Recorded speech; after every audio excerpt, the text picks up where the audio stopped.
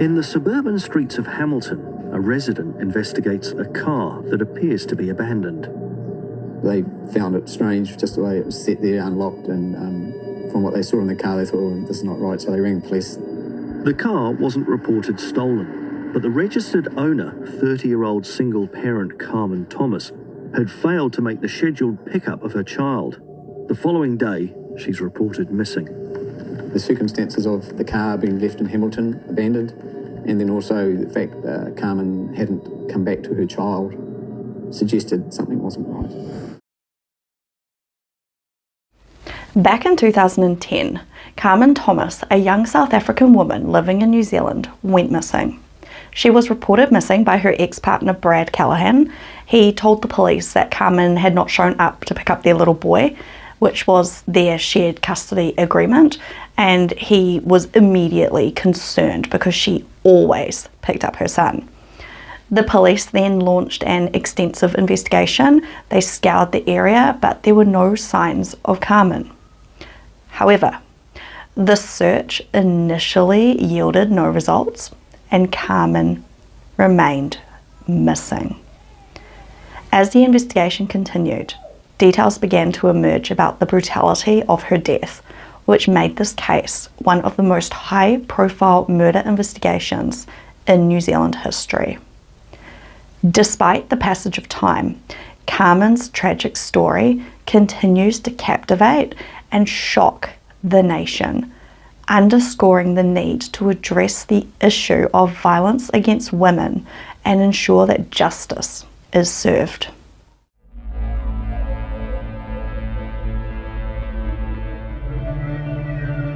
Hello, welcome. My name is Kate and this is Crime, Mystery and Mayhem.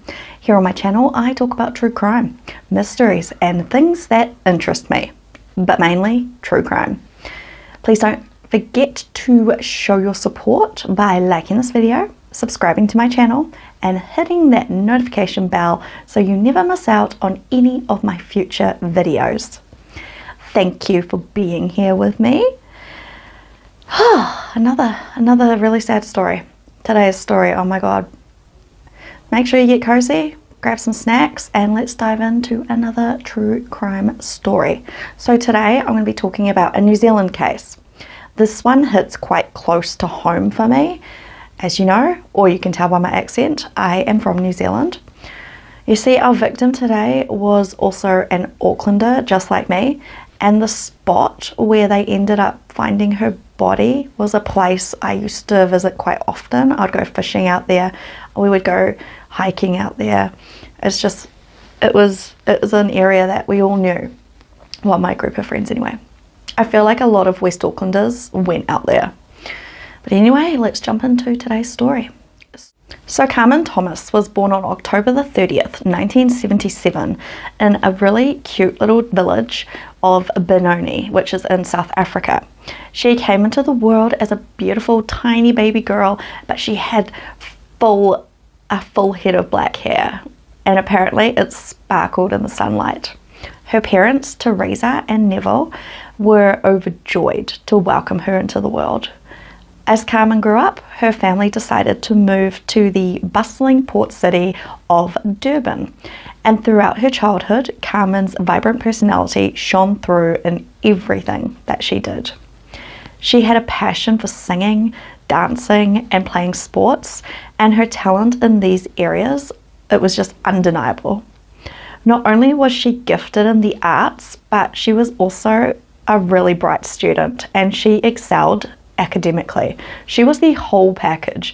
She had beauty, she had brains, she was just everything. Carmen's friends were drawn to her magnetic personality and they described her as the life of the party. She was always full of energy and enthusiasm. She had a loud, infectious laugh and a fearless spirit that inspired those around her. Her friends often joked that Carmen was the one who would lead them on wild adventures and would convince them to step out of their comfort zones. So when Carmen was only 10 years old, she sadly lost her dad, which really impacted her life. After that, her mum Teresa remarried, so she married a man called Wayne Scott, and he became Carmen's stepdad.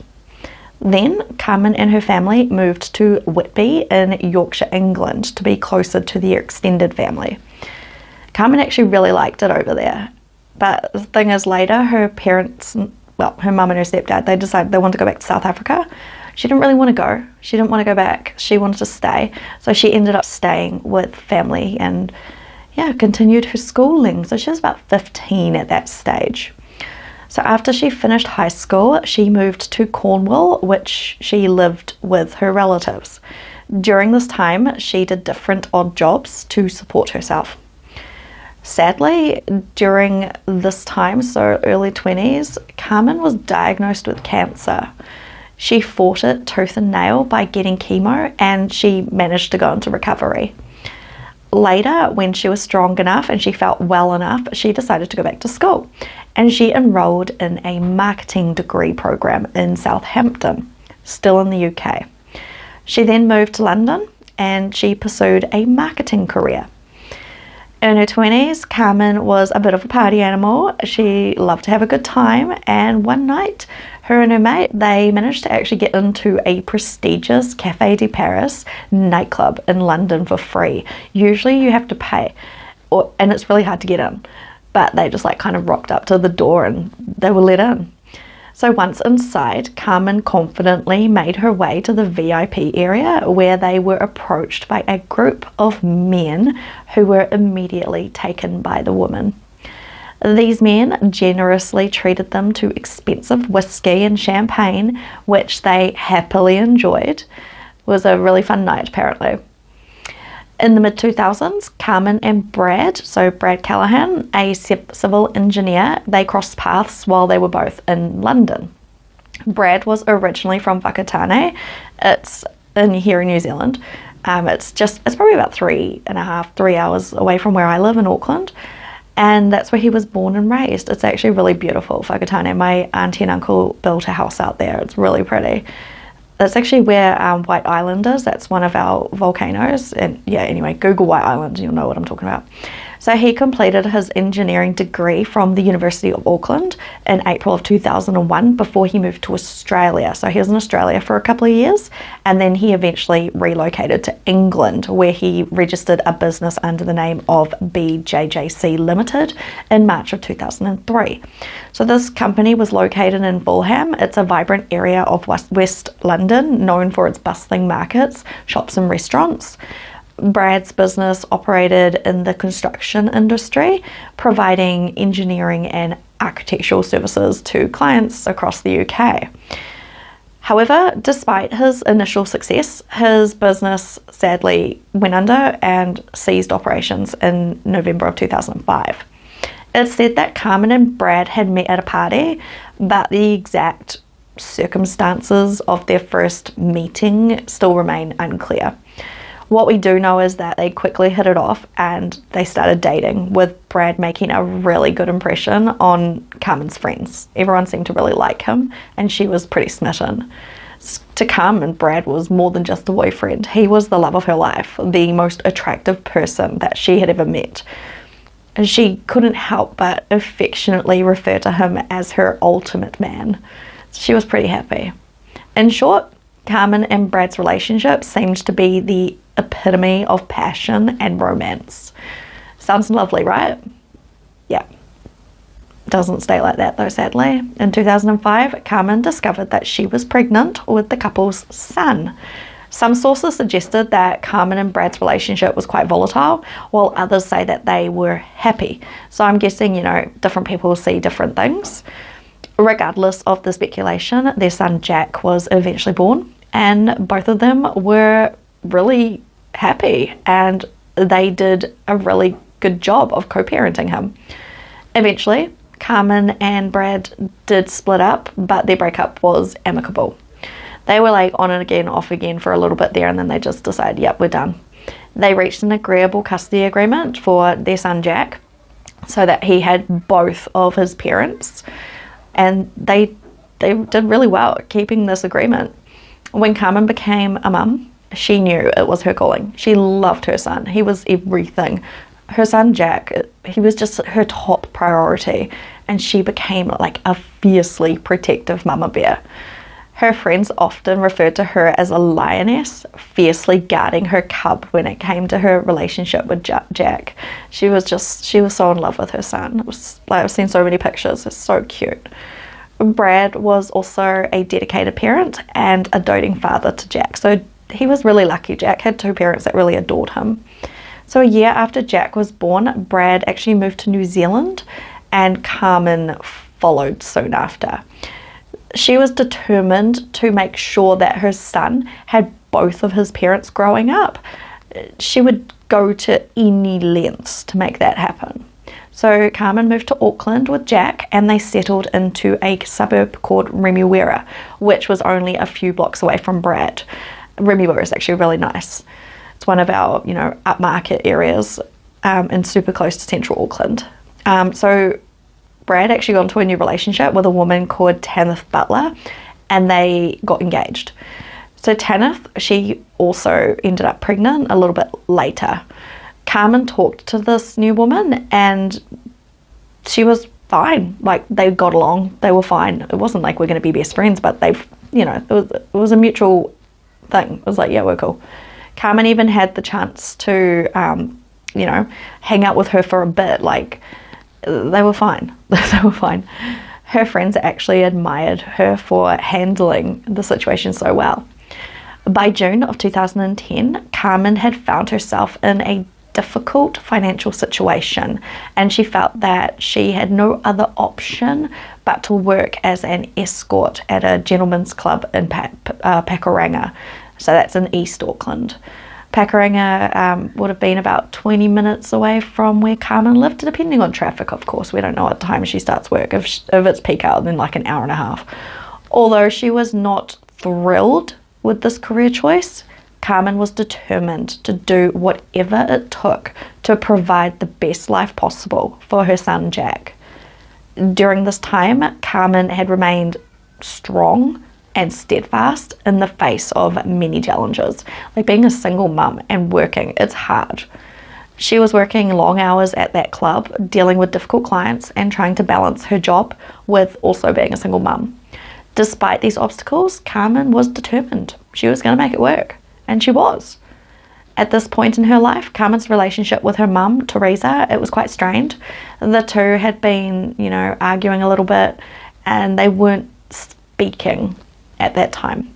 However, Carmen knew that family support was crucial during such a challenging time, and she started to, make the efforts and taking the right steps towards rebuilding their relationship. Carmen knew that having a strong support system was essential, and she was willing to do whatever it took to rebuild her relationship with her mum. It is really important to have a support system. I know that. I'm a single mum. You need your backup. On June 27th, 2010, Carmen went shopping at the Green Lane Countdown at 7:10 p.m, Countdown supermarket. This sighting was the last time that she was actually seen, and her bank account was also accessed for the last time. Carmen sent a message from her Facebook account at 8:14 p.m. the following day. Several days later, on July the 3rd, Carmen texted her boss at that Pakuranga Gentlemen's Club. Then on July 13th, Brad called the Auckland police, and he reported Carmen missing. Brad explained that Carmen was meant to pick up their 5-year-old son Jack, but she never arrived, which was really strange because she was in love with her son. She was devoted to him. She wouldn't have just not shown up. He said that he tried to call her several times but never received an answer. And when Brad reported Carmen missing, an investigation into her disappearance began. Around the time Brad called the police, residents in Hamilton, they actually discovered an abandoned, unlocked vehicle that they considered suspicious. They called the police, and after running the VIN, that's the number on the vehicle, on this car, the officers realised that this was actually Carmen Thomas's car. But what's her car doing in Hamilton? She lived in Auckland. Hamilton's like an hour away, hour and a half, depends how fast you drive. So it's weird. What's going on?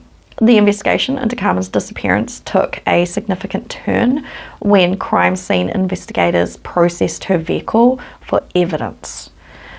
Inside the back seat of her car, they discovered a packed suitcase. As the investigators delved into the suitcase's contents, they were met with a shocking sight. Several items inside were covered in blood. So, as a standard procedure, the blood-stained items were swabbed and tested. The test results, they soon came back and they confirmed that the DNA was Carmen's. It was her blood. Very scary, very scary.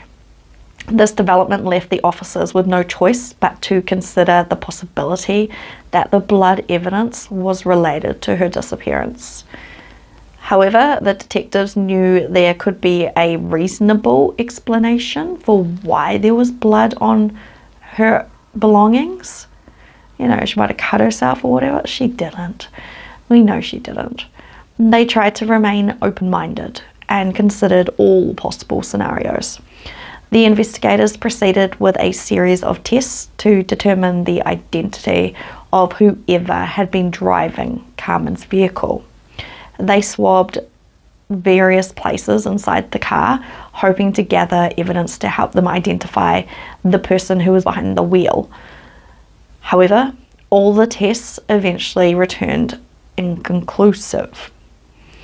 So the seat was kind of positioned back further than Carmen's height, so they assumed it was a male driving. Yeah. While the investigators searched through Carmen's vehicle, they discovered an unexpected discovery. So inside the glove box, the glove compartment, they found 2 notes. One note related to a debt that Carmen owed to the manager of her escort agency, and the other note contained cash for services that Carmen had performed under the name Misty, the alias that she used at that gentleman's club. Despite swabbing the note for any traces of DNA, they could not find the writer's profile. So the lack of DNA evidence really frustrated the detectives, and it made them believe that whoever wrote the note had been wearing gloves to avoid leaving any forensic evidence behind. Detective Inspector Mark Benefield, the lead investigator on the case, he couldn't help but feel there was something more sinister at play, which there was. Otherwise, we wouldn't be sitting here today. So the absence of DNA evidence and prints on the note raised suspicions. Yeah. So this detective believes the writer had intentionally covered their tracks, suggesting there was more to the story than meets the eye. With the note providing little in the way of leads, the detectives decided to canvass Hamilton, where Carmen's car was abandoned. They hoped that witnesses in the area could shed light on who was driving the vehicle at the time of her disappearance. However, to their disappointment, no one came forward with any information.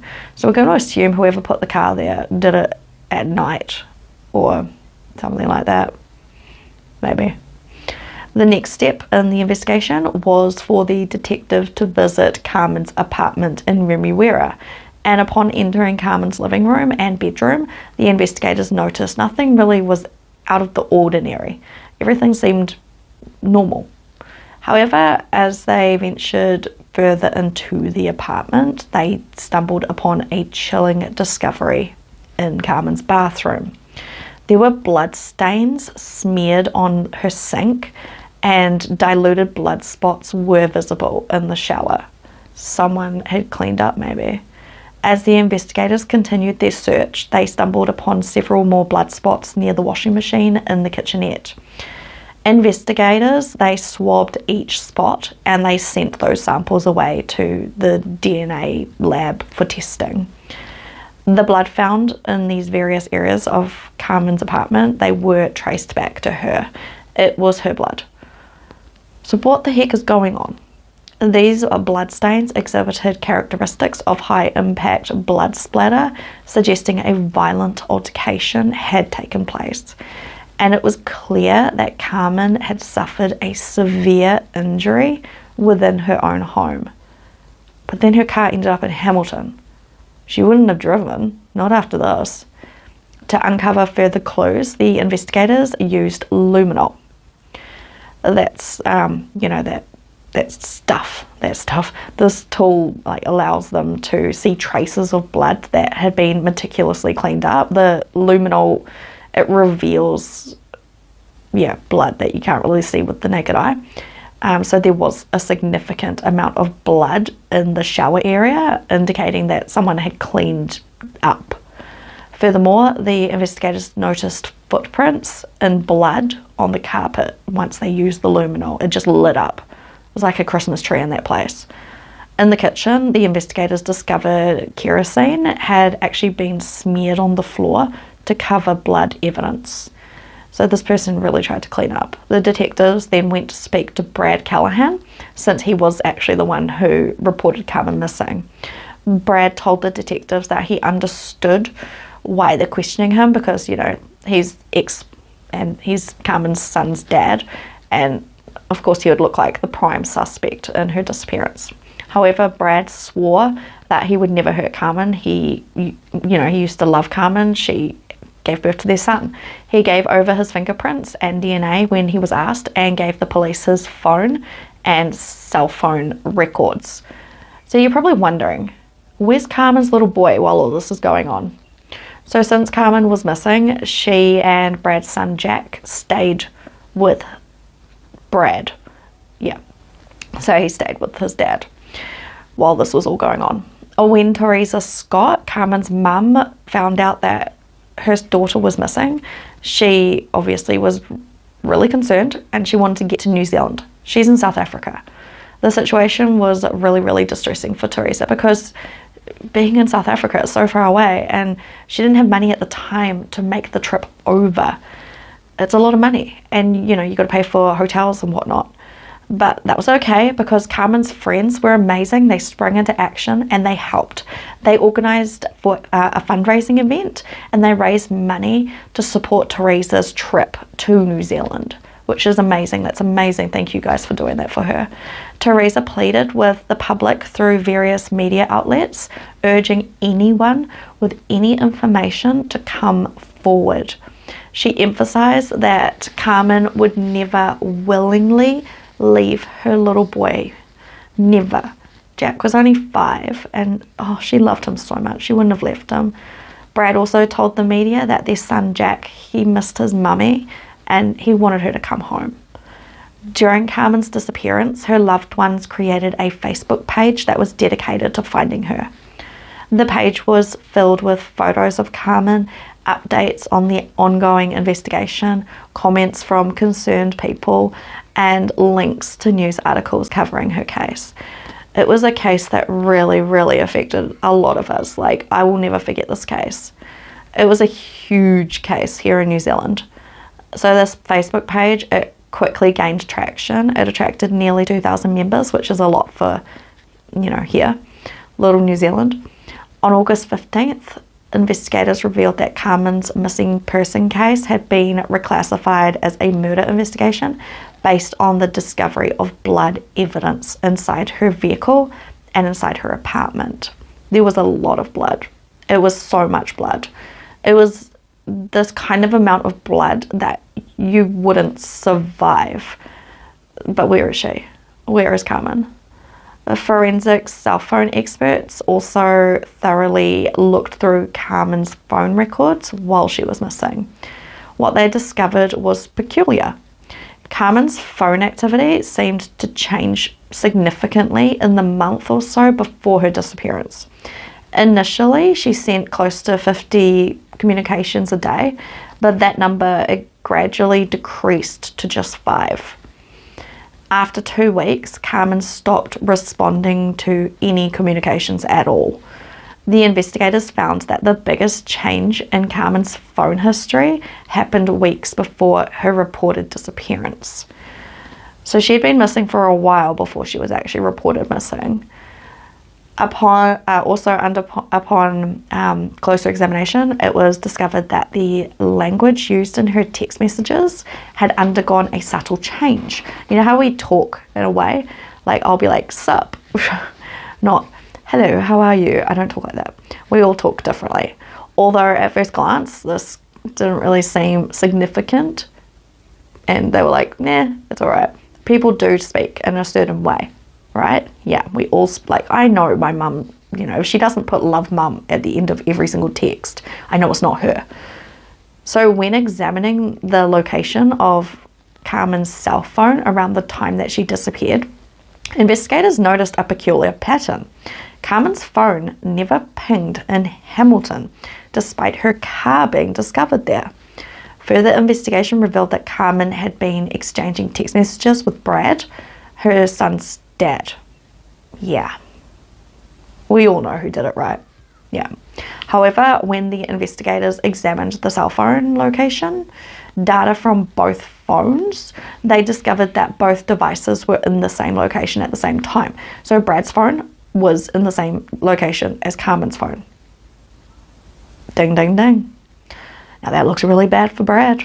Also, one of the key witnesses in the investigation was the landlady of Carmen's apartment.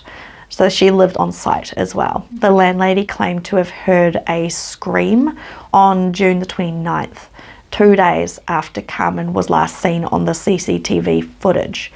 According to the landlady, the noise originated from Carmen's apartment. So unsure of what she heard, like, because maybe it was like TV or just kids playing or whatever, she turned off her TV. She walked to the top of the staircase and she kind of just stood silent and listened. You know, what is that? What's going on? She then heard a soft whimpering noise as if someone was crying. It was accompanied by a male voice saying, shh, like telling her to shush. Worried about her tenant's well-being, this landlady went over to Carmen's apartment and she knocked on the door, but she didn't receive any response. Wanting to make sure that she was okay, she cautiously peered through the window and she noticed that some items inside the apartment had been knocked over. She was a really good landlady. Like, she would check in on her people. She knew, like, you know, where their things were in their apartments. So this sight further heightened her concern. According to Carmen's landlady, after she knocked on Carmen's apartment door and got no response, Brad Callahan, the ex, he appeared in the driveway, like, quite soon after. Yeah, and he was dressed in boxers and a shirt. The landlady told the detective that Brad was carrying a pair of jeans and his shoes. So what's he up to? To explain his appearance, like why he's there, Brad told the detective that Carmen, who was going through chemotherapy, yeah, but she had cancer way before that anyway, apparently she vomited blood all over him. So he lied a little bit there. When asked how Carmen was feeling, he said that she was resting. Carmen's landlady also told the detective that Carmen's garbage bin was missing. The detective believed that the garbage bin was a logical way for a person to transport a body and could have been how Carmen's body was moved after she died in her apartment. That's when a search started for her missing trash can. So here in New Zealand, every council rubbish bin, we call it a council rubbish bin, has a serial number and it links them to each address. I have 3. I'm only supposed to have 2, but I have 3. On September the 1st, 2010, Carmen's missing outdoor rubbish bin was actually found. And it was found near Brad's house. Looked real bad, right? The bin was subsequently sent to the crime lab for examination and processing. So during the investigation, the investigators decided to cut the bin in half. And upon inspection, luminol, that stuff that they use to detect blood, reacted positively, indicating a significant amount of blood. It just lit up. The DNA profile obtained from the bin also matched Carmen's DNA profile. As the investigation intensified, the investigators discovered video footage of Brad at a local supermarket, accompanied by a friend or, a person that he knew, on the day Carmen's landlady heard her screaming. So this footage actually showed Brad buying some cleaning products and plastic bags. Detectives interviewed his co-workers who said that one day during the summer of 2010, Brad uncharacteristically showed up to work early. However, since he was the supervisor, no one really questioned why he was there so early, even though he was not dressed for work. They're like, what are you doing here? What's going on? So the co-workers thought that they were a meter short while pouring the foundation for the site, meaning that the concrete mix some of it was missing. Brad then informed his co-workers that they would have to cut the tip of the steel rod, which did not follow protocol, to make up for the missing cement. The detective suspected that something may have been buried in the foundation that Brad had placed there earlier that morning. So on September the 20th, the police placed a camera into the hole at the work site of Brad's employer, Manson TCLM in central Auckland. However, they didn't find anything. There was nothing in there. During the investigation, the detectives made a crucial discovery when they obtained the records from a second phone. So Brad had a second phone. He had two phones. He only gave them one. He's like, yeah, you can have my phone. Yeah, but there's a second one. This revelation led them to track Brad's movements to Hamilton on the day that Carmen's vehicle was left there. Additionally, they were able to place one of Brad's associates in Hamilton at the same time. With all the evidence piling up against Brad for Carmen's disappearance and murder, the detectives eventually arrested him on September the 21st, 2010. It's pretty obvious who did it, right? But where is she? Where's Carmen? However, despite this significant breakthrough, the investigation was far from over. They still needed to find Carmen. The absence of her body presented a considerable challenge for the prosecution in securing a conviction. It's like no body, no crime, but there's lots of blood, so clearly there was a crime. Upon his arrest, Brad's car underwent a detailed forensic examination. Investigators discovered blood-stained foam seats, indicating that the blood had been flowing. Yeah, so it was streaming out of whatever it was in. After removing the back seat, they found even more blood. So there was blood just kind of falling out all over the place in this car. The blood was tested at the lab and the DNA matched Carmen. Investigators conducted reenactments to determine to see if this trash bin could fit into Brad's car, which they believed was the method this person used to transport her body. So these reenactments revealed that the bin could be fitted into Brad's car. There was also a smudge on the window from one of the bin. So there you go. The investigators noticed the marks lined up perfectly with the spot on the glass. So the bin rubbed against the glass when it was pushed in. Moreover, the officers observed that the bin had been positioned in Brad's car with the wheels up and the lid opened. That's stupid, because the lid, it's open. Carmen's blood, it just kind of leaked out. Yeah. These reenactments provided valuable insights into the officer's theory that Carmen's body was transported to the disposal site using Brad's car. The detectives believed that Brad had written a note in Carmen's car indicating that she had a job in Hamilton in an effort to mislead the police. As part of the investigation, detectives seized several samples of Brad's handwriting from his house. These samples were then handed over to forensic handwriting experts who looked over it, they checked it, this note that was in the car, and based on what they saw, they were able to determine that Brad was the writer of these notes. Despite their extensive search of Brad's home, the investigators failed to find any further evidence linking him to Carmen's murder or, leaving her whereabouts. However, during their investigation, they discovered intriguing searches on his computer. So on July the 28th, 2009, the day before Carmen's disappearance, Brad conducted a series of disturbing searches.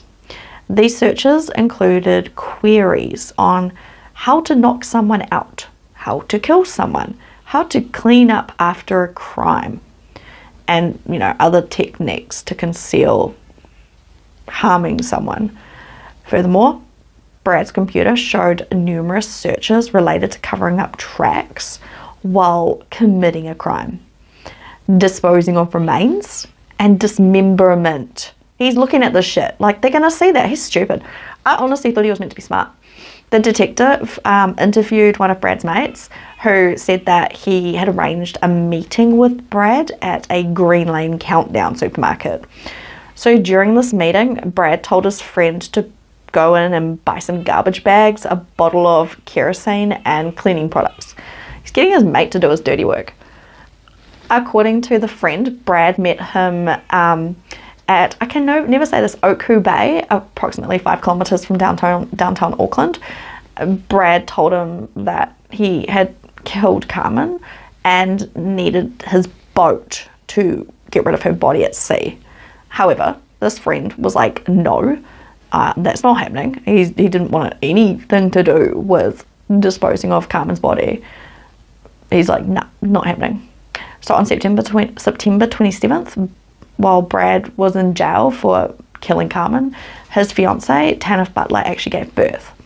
9 days after Brad was arrested, his attorney told detectives that Brad had killed Carmen and provided the location of where she was buried.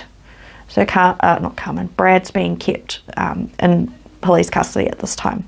He said that her remains were in a thick bush area with steep terrain in Auckland at the Waitakere Ranges. The crime scene investigators searched the area. They got down on their hands and knees until they found a hole. Inside the hole were storage bins with Carmen's remains inside. Unfortunately, the bins had slipped open and the air had gone inside, which caused significant moisture, meaning that her body decomposed really fast. Upon examination, the medical examiner determined that the cause of Carmen's death was blunt force trauma. This poor woman had her skull split in two, with a fatal strike behind the right ear. He hit her so hard.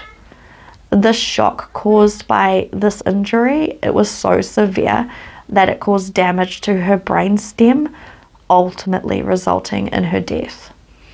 The detectives discovered Brad had purchased a meat cleaver and 120-litre plastic bins on June the 30th. Oh my god.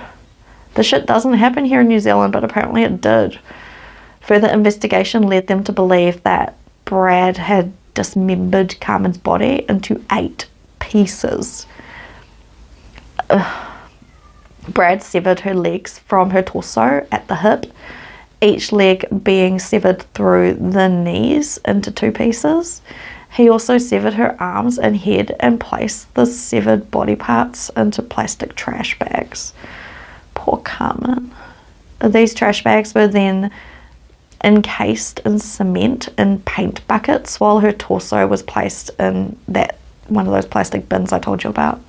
In court, Brad pleaded not guilty to Carmen's death. Carmen's loved ones were relieved that her search had finally come to an end.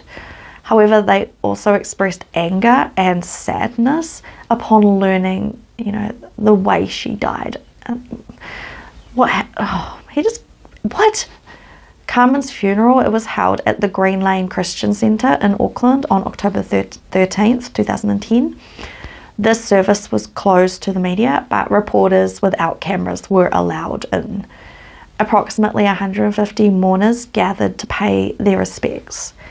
Carmen was laid to rest in a white coffin. Throughout the entire service, her killer's name was never mentioned.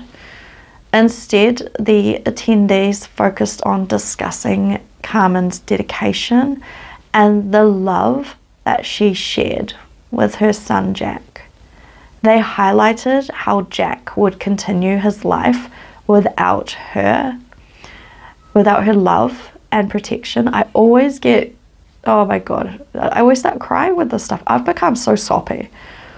Brad Callahan's dad, Philip, he expressed unwavering support for his son during an interview with the Star Times parents. Philip said that Tanith, Brad's fiancée, who had just given birth to their son, also stood by Brad's side and was an exceptional young woman. I wouldn't say that. Why are you sticking by someone who cuts up his baby mama's body? Come on, Tanith. According to her friends, her primary focus was taking care of her baby and navigating through this challenging period. Seriously, that's when you cut ties. When you hear that they dismembered someone, you leave. Additionally, Jack was in the custody of Brad's mum, Jennifer. In the winter of 2011, Brad changed his pleas to guilty. He pleaded guilty to murder and attempting to pervert the course of justice. According to Brad, on June 29th, the day when he killed Carmen, he went to her apartment in Remuera to discuss their son. Carmen had told Brad that their son was being bullied at the Victoria Primary School. It's a high-end school that Brad and his fiancée had moved to be closer to. It's meant to be a really good school. So during their conversation, Carmen told him that she wanted to pull Jack out of the school because he's being picked on. She also told Brad that he didn't really have any say in this matter because he wasn't Jack's biological father. So yeah, she probably shouldn't have said that because he was. I think she was just upset. This statement reportedly caused Brad to snap, and apparently he felt an overwhelming sense of anger and just lost control.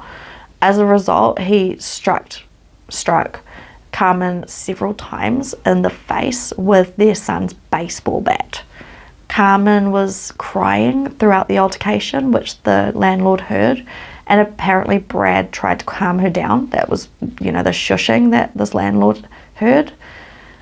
However, he eventually did hit her again, one final time, on the right side of her head with deadly force, instantly killing her. Brad admitted to taking steps to dispose of her body by dismembering her remains, storing them in containers and encasing them with concrete and then burying them. First he tried that whole go out to sea thing, but that didn't pan out. Apparently they actually did get on the boat. I'll talk about that after. Additionally, he said that he used Carmen's phone to text her mates and family just to kind of keep up the guise that she was alive, she's fine, even weeks after he killed her.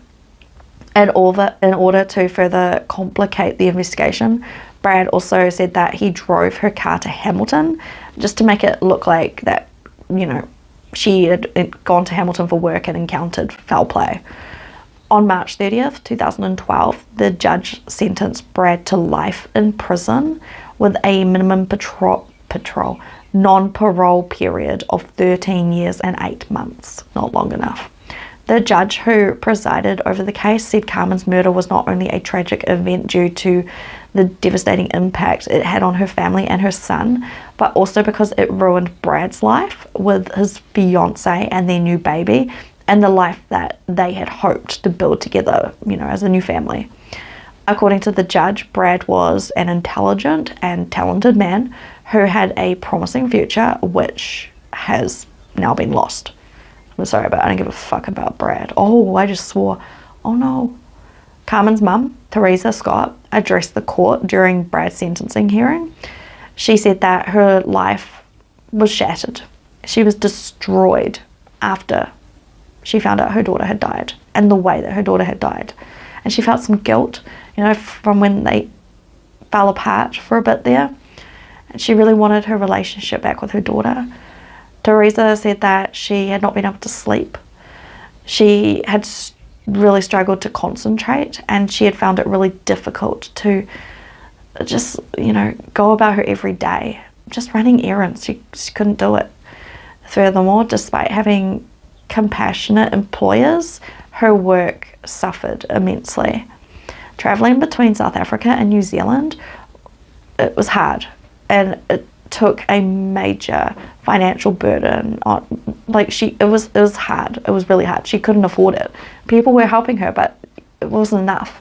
Additionally, she had incurred expenses for sessions with a psychologist and medication, including antidepressants and sleeping pills. She could not sleep. She was having nightmares. One of the most significant challenges that Carmen's mum was facing was the fact that she wasn't able to see her grandson because he was with Brad's mum. I don't understand that. This process was not only emotionally challenging, but it was expensive. She had to go through a lawyer to see her grandson. Wayne Scott, Carmen's stepdad, he testified in court that he had experienced nightmares since her tragic death. He absolutely loved Carmen. He basically raised her. His voice, it shook as he read his victim impact statement.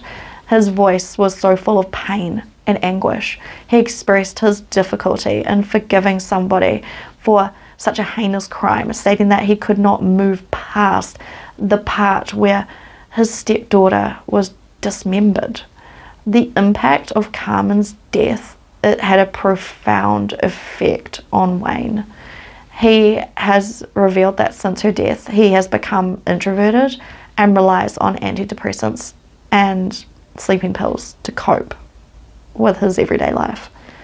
And these medications have affected his ability to carry out his job. He is struggling. As a result, he was asked to leave his job. Carmen's immediate family expressed gratitude to the New Zealand police that were involved in the investigation and our justice system, stating that they were satisfied with the outcome and commended the police for their professional and compassionate handling of the situation. I feel like they were a little bit lenient on his sentencing. Some of her other family members, Carmen's other family members and some friends, and even strangers, they expressed that they were dissatisfied with what they deemed a light sentence. I feel like that as well. One of Carmen's cousins voiced his frustration on social media, advocating for life imprisonment without parole or even the death penalty for the perpetrator, Brad. Like, he should get life, like, until he dies. This cousin argued that there was no justice for Carmen. It doesn't seem like it. Like, Brad didn't get much time. Not really. Another individual expressed their wish that this case had been heard in the United States, as they believed that it would have been a different outcome, especially if, the death penalty was on the cards. Brad Callahan, he's eligible for parole next year, and I hope to God that they don't let him out. They shouldn't. I'm scared though. Our legal system isn't the strictest. Like, they're strict, but not like the rest of the world. So there is always a chance he manages to worm his way out, but I really hope that he doesn't. Carmen was a beautiful woman. She was just trying to raise her son. And this case, it will stick with me forever, and I'm going to start crying. Oh my God. It was one of the first cases that I started working on when I first started all this. Also, from what I've heard, Jack is doing really well, and he lives under a different name for privacy reasons. Oh, I'm always crying. It's like, am I pregnant? No, I'm not. It's so sad what happened to Carmen, honestly. Oh, I always cry. These days I'm crying so much. So what do you guys think about that case? Feel free to share your thoughts in the comment section below, and please don't forget to hit the like button, turn on the notifications button, and subscribe for more of my videos. Thank you for taking the time. Oh my God. Thank you for taking the time to watch my video. I have become so emotional, like, in the last couple of months. And I was like, there is no possible way I could be pregnant, because the only times I am ever this freaking emotional is when I'm pregnant. And so I was like, there's no possible way. Gotta have sex to get pregnant, right? I don't do that. I don't do that. So I don't know what it is. I don't know why. I think it's because my whole life, well, most of it, a lot of it, revolves around crime. Like, I do this channel, and I'm also studying law, criminology, and psychology. I feel like maybe it's just a lot for someone as soft as me. I'm not like super soft, but like I used to be a real hard biatch. But I get really emotional, especially when it's like a woman who's a single mum like me, and here they come again, the bloody tears. So a woman who's a single mum like me, and she's got this little boy, and I've got a little boy, and she's just trying to give him a good life, and this fuckwit, oh my god, I gotta stop swearing, I'm sorry, this video is not gonna get monetized. Feel free to do the super thanks for this one, because this is not gonna get monetized. Oh my god, oh, I think I have to leave it there. Oh, so it's Mother's Day tomorrow. And when I picked my son up from daycare, whatever you guys, kindergarten, they gave me this bag, a Mother's Day present, and it had this poem inside it, and I cried. So my son had they put their hands in paint, and then he put it all over the paper, and then on the back of that, and it's like laminated, and they laminated it, and on the back of it there's like a picture of him and a poem, and the poem basically reads that when he's little, he puts his handprints all over everything at home, dirty fingers, that kind of thing, and that's what the handprints are. And eventually, as he grows older, the handprints will fade away. But because I had those handprints, oh my god, I'm gonna cry again. Oh, I'm not pregnant, I promise. Oh my god. Yeah. So the handprints, they fade away as they get older, but because I got that picture with his handprints, I keep it forever. Oh my god, you know what I mean? I'm like emotional as fudge. Oh, and I keep swearing. Maybe I need some antidepressants. Holy crap, I think it is because I do so much true crime and studying psychology, and I'm actually doing some advocacy work for a person here in New Zealand that's currently in prison for something I believe he wasn't responsible for. Oh my god. Oh, breathe, Kate. It was that goddamn picture that my son gave me of his handprints. It's like, and then Carmen. Oh, yeah. Feel free to hit the super thanks, because this video is not going to get monetized from all my swearing, and I need your guys' support. I want to buy a new camera because I'm using my phone. I really want to buy a new camera. I want to get like a really good camera so that the video quality is better and you guys can enjoy it more. I'm just a single mum at university. I need you guys' support. Okay, I'm gonna leave it there because I need to go cry. This Carmen story really gets me. Oh, I was supposed to tell you oh my god. Sorry. Every time I wipe my nose, I'm gonna put like something in front of of my face because it's gross. Anyway, yeah. So this. Oh god, the blah blah blah. The friend who Brad asked to use the boat. So they actually met up, and Brad started loading these buckets of Carmen's remains. So they're covered in concrete and whatnot, they're closed and all that. He starts loading them onto the boat. So his mate was actually like, I don't know if Brad told him it was something else, but they did go out on this boat. And then I feel like that's when, I don't know for sure, but I think that's when Brad let him know that this was what was inside, these containers. And that was when he was like, no, I'm not doing this.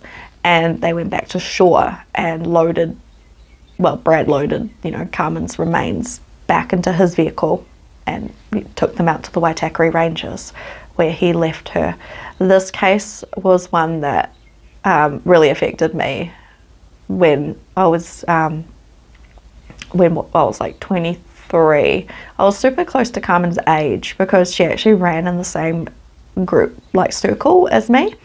But we never, met, if you know what I mean? Like, her friends were acquaintances of my friends and stuff like that, that kind of thing. Like, the same sort of, like, large circle. Lots of West Auckland parties, that kind of thing. So when all this happened, it was really devastating for the country. And when I first started doing true crime, this was actually my very first story. I have told this story before, but differently. I wasn't as good at putting stories together. I don't think I'm great yet, but I'm actually quite proud of how far I've come in such a short time. So yeah, I actually did this story. It was my very first story, but I deleted it because it was so crap. I didn't serve it enough justice, and I felt like this story, being so close to home, it needed the justice, you know? So I feel like now I'm ready to tell Carmen's story, and it's just really sad. It's really, really sad. Like, dismemberment in New Zealand. Like, New Zealand, we don't do that. Apparently we do. Some of us. Brad. He's eligible for parole next year. I think I'm going to put a petition together. I'm already advocating for somebody. I can advocate for somebody not to get out. I'm going to be advocating for someone to get out, but I feel like I can advocate for do something. We need to do something. Like, next year, he's eligible for parole. He can't get out. What he did to Carmen, that's just, it's not forgivable. He cut her up. It's like, you know, if somebody hits someone and they die, it's like, oh man, that's really unfortunate kind of thing. But he like continued to hit her, and then he cut her up, and then tried to dispose of her body a couple of times. Like, that was really thought out shit, man. No, he does not deserve to come out. He needs to stay in prison for his entire life until he dies. The next time he gets out and can walk around with the rest of us, because he's an Aucklander. I live in Auckland. There's going to be a lot of people waiting for him if he does get out. Let's just say that. Yeah, so next time he comes out of prison, it should be in a body bag. It's just how I feel. Keep Brad Callahan in prison. Yeah. All right, I'm out. Have a wonderful day, guys. Please remember to like, subscribe, and hit the notification button.